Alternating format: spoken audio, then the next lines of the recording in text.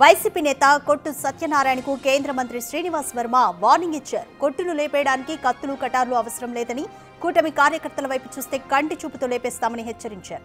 తీసేస్తాం వేసేస్తామంటే చూస్తూ ఊరుకునే వాళ్ళెవ్వరూ లేరని అన్నారు ఆయన. గత ప్రభుత్వ హయాంలో కే ట్యాక్స్ వసూలు చేశారు కాబట్టే ప్రజలు చిల్లర కొట్టు దుకాణాన్ని మూసివేశారని శ్రీనివాస్ వర్మ అన్నారు.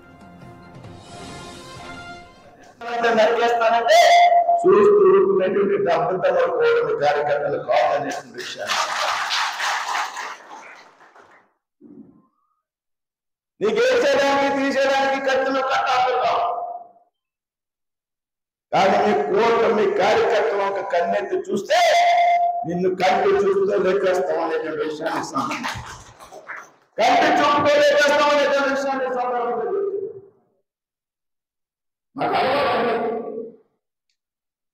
అంటే మంచితనాన్ని చేతకాంతంగా తీసుకుంటే